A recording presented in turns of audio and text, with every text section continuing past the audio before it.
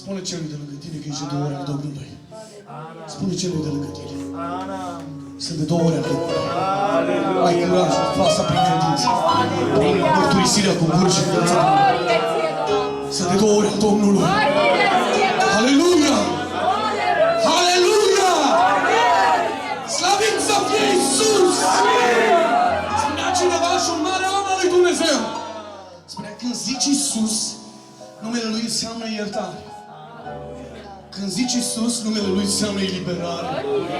Când zici Iisus, numele Lui înseamnă pace. Când zici Iisus, numele Lui înseamnă răscumpărare.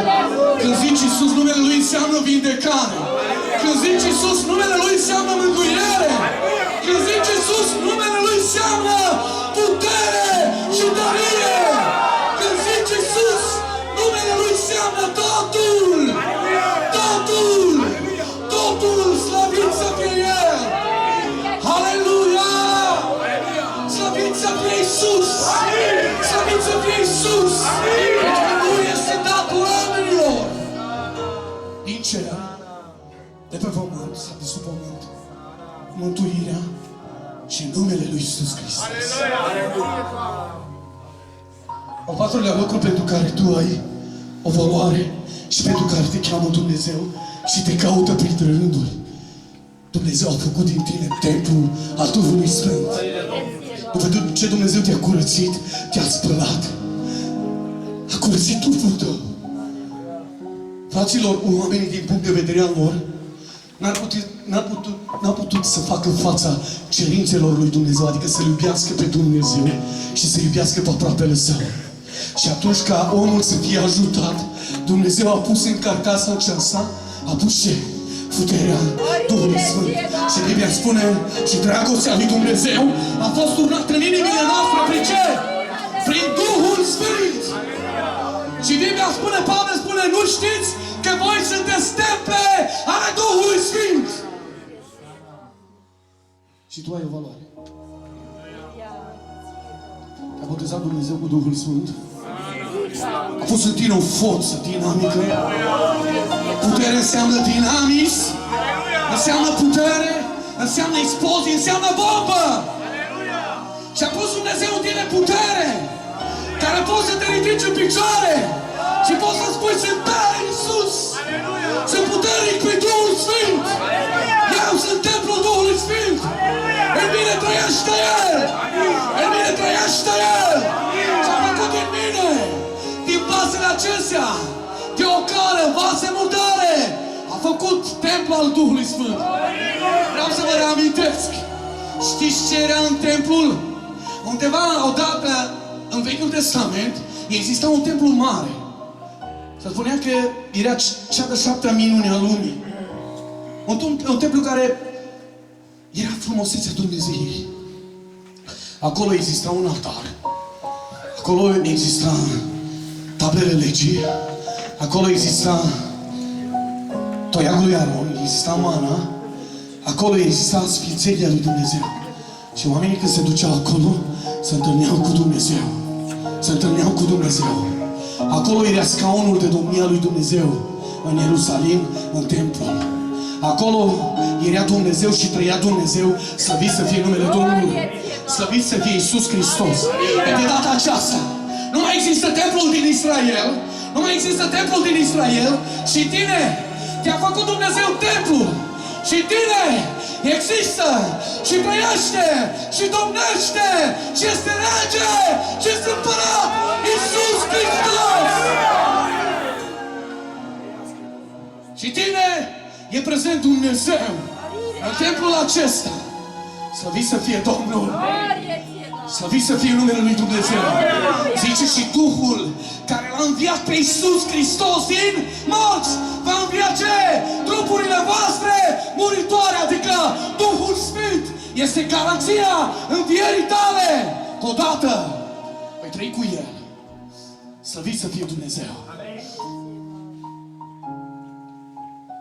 Al cincelea lucru pentru care ar trebui să fii atent, că tu ai o valoare și te caută Dumnezeu aici, este că tu ești o jertfă. Romani 12:1 spune: aduceți trupurile voastre Ca o jertfă ce? Vie, plăcută și cum? Desăvârșită, slăvit să fie Domnul. Adică, haideți să analizăm puțin. Dumnezeu a făcut din mine ce? Templu, da? Și în templul ce se aducea, fraților? Se aduceau ce? Jertfe. Și de data aceasta nu mai trebuie să mai aduc altceva jertfă. Să mai aduc un vițel, să mai aduc ceva. Și de data aceasta, în templul acesta, trupul meu, nu numai că este templul Duhului Sfânt. El este jertfa. Și El este jertfă vie, plăcută, sfântă și desăvârșită. Slăvit să fie Domnul! În templul se aduceau ce? Jertfe. Iar jertfele cine oare le aducea? Cine credeți că le aducea jertfele? Preoții. Se rugau, nu așa? Și Biblia spune că Dumnezeu a făcut din noi preoți ai Dumnezeu. Slăvit să fie Domnul! Apocalipsa 5:10 spune: am văzut o gloată mare, oameni din orice neam, din orice seminție, din orice neam, și care Dumnezeu le-a spălat hainele prin sângele lui Iisus și a făcut din ei preoți pentru Dumnezeu. Slăvit să fie Domnul! Tu ai o valoare! Biserică! Tu ai o valoare! Și valoarea ta constă în faptul că unul, ești făcut după chipul lui Dumnezeu. 2, ești copilul lui Dumnezeu. 3, ești răscumpărat.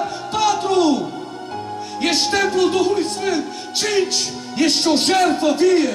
Și 6, ești preotul lui Dumnezeu. Tu ai o valoare.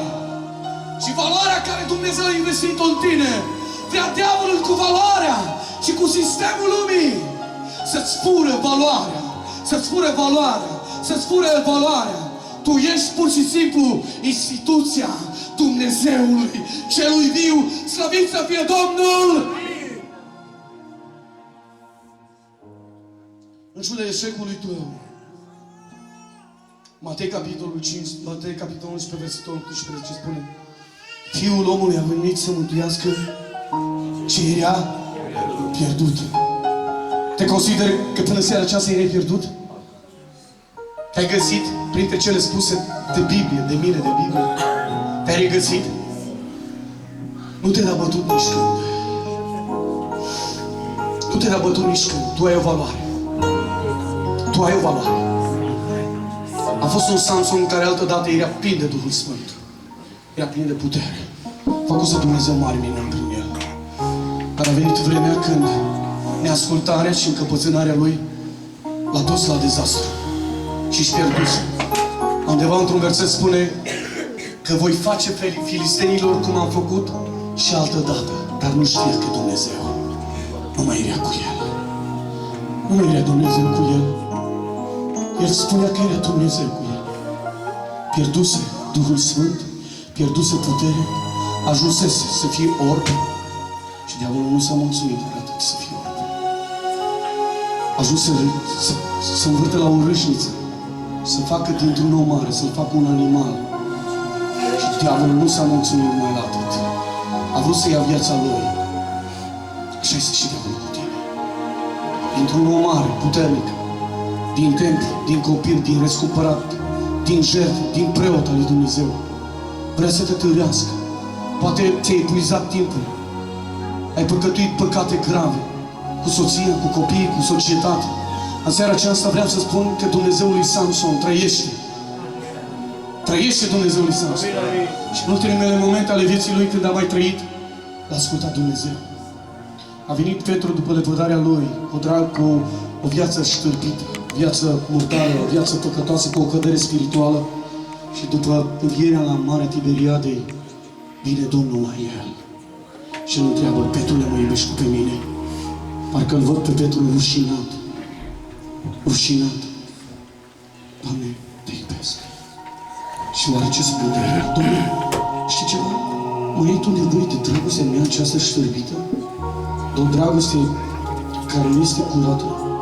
Nu știi ce am făcut în curtea marelui preot? M-am lepădat de tine, m-am jurat, Doamne, am fost nedrept, am mințit, mi-a fost frică. Și tu vrei dragoste de la mine, Doamne? Pentru mine nu mă interesează cine ai fost. Diavolul a vrut să te cerne. Dar eu m-am rugat pentru tine. Și vreau să spun ceva, Petru. Eu am venit în lumea aceasta să caut și să mântuiesc ce era pierdut. Adică faptul că tu trăiești aici și eu, Dumnezeu, sunt în fața ta, vreau dragostea ta, Petru. Eu nu mă simt bine, inima mea dorește părtășie cu tine. În inima există un gol după tine, după tine, după tine, după tine. Și vreau să spui ceva, Petrule. Vreau să-mi declar din nou dragostea ta. Stai, Doamne, puțin. Știi cine a fost acum o lună, acum 2 luni? Un ticolos, un nemernic. Până în seara aceasta m-am uitat la filme proaste, Doamne. Mi-am epuizat timpul, banii, Doamne. Am trăit într-o viață desprăbălată. Petrule, vreau să spun ceva. Nu mă interesează ce ai fost până acum. Vreau declarația ta. Mă iubești? Și în cele din urmă, Petru, ce face? Tu știi că te iubesc, Doamne. Slăvit să fie Domnul! Slăvit să fie Iisus Hristos! În seara aceasta este El prezent aici la tine. Biserica pierdută, poate. Sau omul pierdut în casă. Indiferent ce ai făcut, ce ai păcătuit, cum ai trăit. În seara aceasta Domnul te întreabă, mă iubești? Vasilico, Ioane, Gheorghe, nu știu cum te cheamă, dar El te știe. Te strigă pe nume cum l-a strigat pe Petru și spune, Petrule, mă iubești? Stai, Doamne, cu păcatul meu, nu mă interesează. Atâta te întreb, mă iubești? El a spus, da, Doamne, te iubesc. Poți să zici Domnului că îl iubești? Poți să zici Domnului că îl iubești? Știți care a fost reabilitarea lui Petru? În timp când a predicat, spune că Duhul Sfânt l-a umbrit pe el și pe apostol. În ziua 50 era plin de Duhul Sfânt. L-a reabilitat, l-a transformat, i-a dat putere din nou. Și în timp când și-a deschis gura, aproape 3.000 de oameni, ce s-a întâmplat? Fraților, mă apropii de încheiere.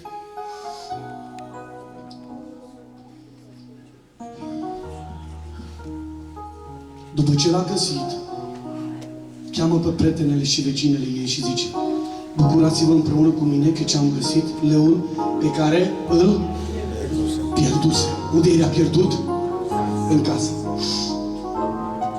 Tot așa vă spun că este bucurie înaintea îngerilor lui Dumnezeu pentru un păcătos, singur păcătos, care se pocăiește. Fraților, întrebare. Despre ce păcătoși vorbești aici?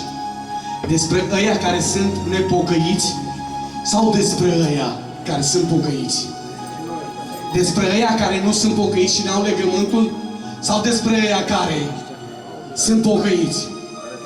Care sunt pocăiți. Vă spun că tot așa este bucurie mare în cer când un singur păcătos se întoarce la Dumnezeu. Vrei în seara aceasta din nou cerul să explodeze de bucurie? Vrei în seara aceasta ca prezența ta și simplă mărturisirea ta, simplu fapt că te întorci la Domnul ca biserică, ca individ, ca bărbat, ca tânăr, ca bătrân, ca om în vârstă, să se declanșeze din nou bucurie în ceruri. Vrei lucrul acesta? Te caută Dumnezeu printre rânduri și spune că este mare bucurie unde? În ceruri. Vrei să mai faci odată bucurie cerului? Să faci odată bucuria Tatălui? Să faci odată bucuria lui Dumnezeu?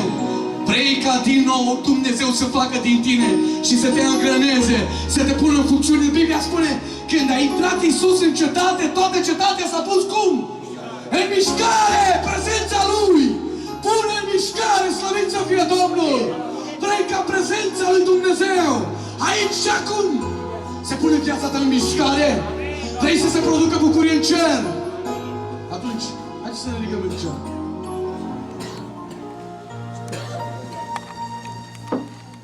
Dacă este cineva care vrea să se pocăiască,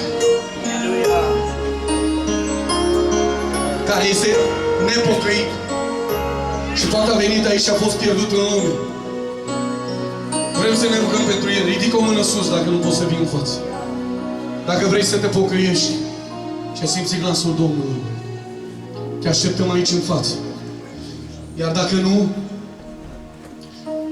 pentru noi care suntem aici și ai considerat și am considerat că am fost pierduți în casă, dacă vrei să se reînnoiești și te-ai găsit aici, în prezența și în mesajul, ți-a aparținut și ție și ți-a vorbit Dumnezeu, ridică o mână sus.